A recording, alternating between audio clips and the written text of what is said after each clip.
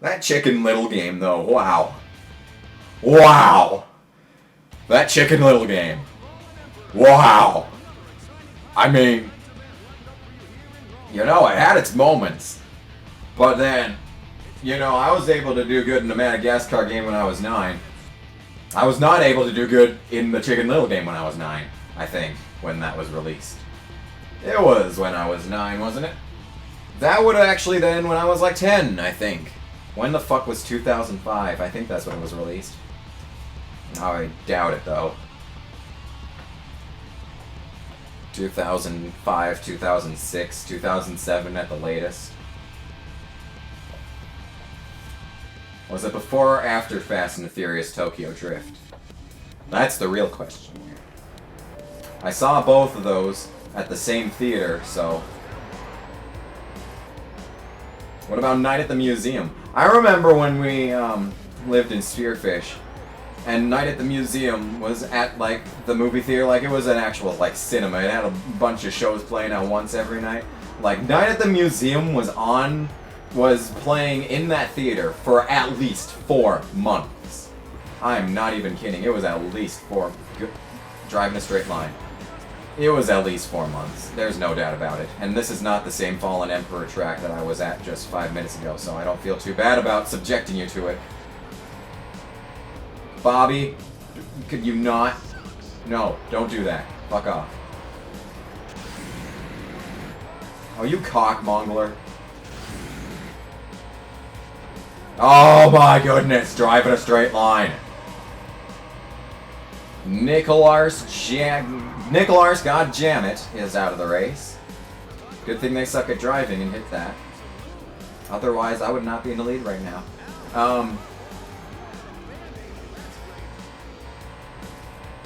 So Lifetime had the Grumpy Cat Christmas movie?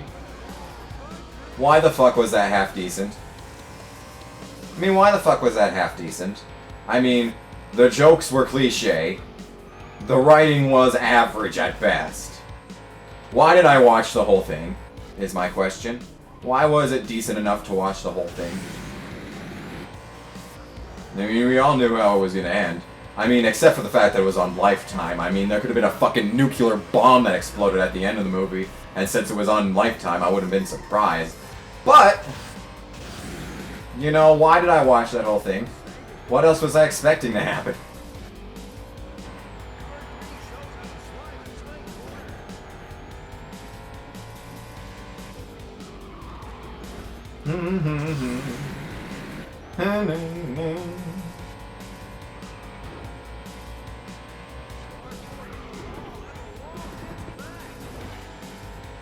So Kid Rock's got a new album coming out in 2015. Not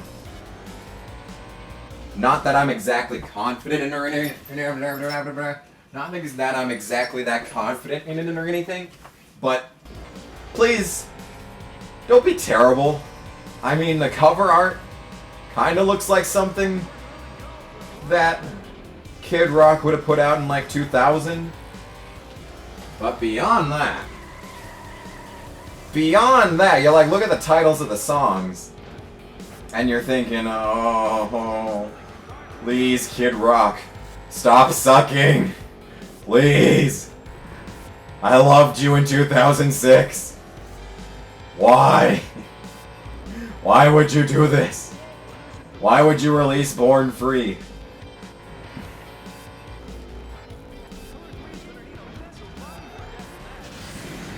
Like Rock and Roll Jesus. Like, I could listen to that whole album and be satisfied. I mean, it's not as good as Devil Without a Cause, but I could listen to the whole thing without being annoyed. Like, Rock and Roll Jesus, the title song, you know. Not bad. One of the better tracks on it. What was the next one that came after that? Amen. I almost said Nicolas Cage. What the fuck am I talking about? It's Kid Rock trying to be, like, meaningful, but he's failing because he's Kid Rock and he shouldn't be trying to be meaningful. Like, what's that called? Only God Knows Why. Now that, like, it felt like it meant something, but Kid Rock is just rambling and amen. Like, Only God Knows Why felt like Kid Rock was actually, you know, thinking for himself there. Speaking for himself, but in, like, Amen, he's kind of just rambling about bad shit happening to people. You know?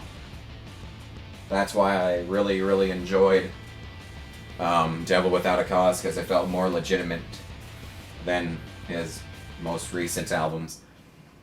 Then, Sweet Home Alabama All Summer Long. Manufactured to be a hit. What I hate most is that he's just basically stealing from Lynyrd Skynyrd, pretty much. For publicity, kind of like Nicki Minaj with Anaconda, just take a more famous song and then stick it on another, you know, fairly popular celebrity, and then you got yourself a smash hit, you know? Then, Roll On Roller Coaster.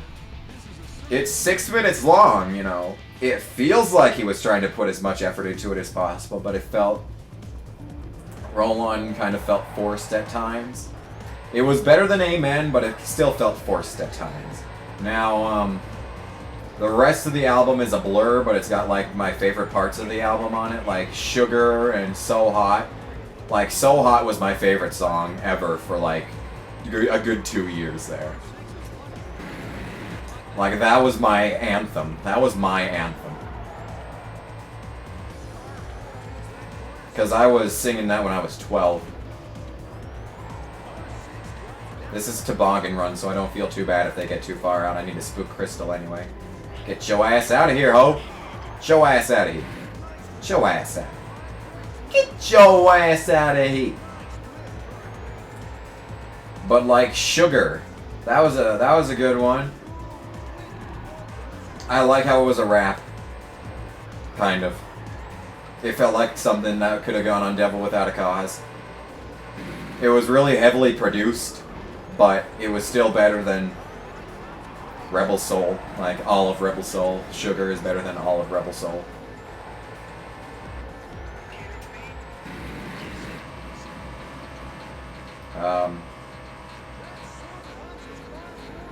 New Orleans.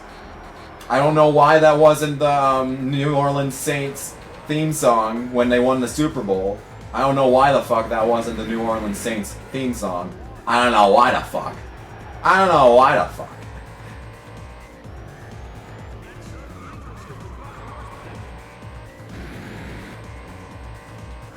There's, I don't know if it was off Rock and Roll Jesus. I could just glance over my computer screen and bring it up in iTunes, but that would be too easy. Don't Tell Me You Love Me. That one felt like angsty. It felt like Kid Rock was being a kind of a angsty teenager like. I don't know how to put that into a sentence, but yeah, I like that one. Blue Jeans and a Rosary also felt pretty forced. Most of it was pretty forced.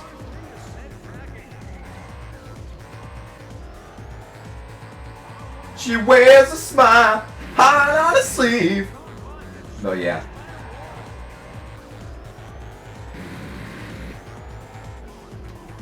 She tells me it's all good. She's happy with the beds. Okay, I'm sorry. The one that I don't like on it, this is the only song that I really don't like at all on it, is, like, I can see where Kid Rock was trying to go with Amen. But the only song that I just legitimately don't like is When You Love Someone. Because that was basically all of Born Free except for Born Free. Would be that one song. Don't like it at all. And I hate how instead of typing the entire goddamn word Y-O-U, it always had to be U. Just the goddamn letter. It's like, Kid Rock, you're 35 years old. You don't need to be talking in text language, okay? But yeah.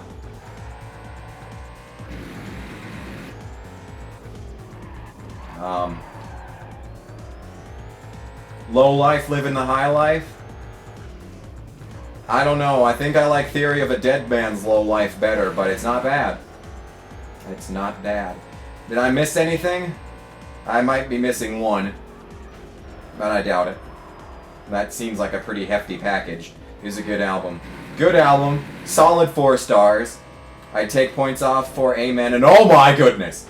Oh my... Whoa. Oh. Okay. Okay. I take points off for When You Love Someone and Amen. But you know, those are only 2 songs. You know.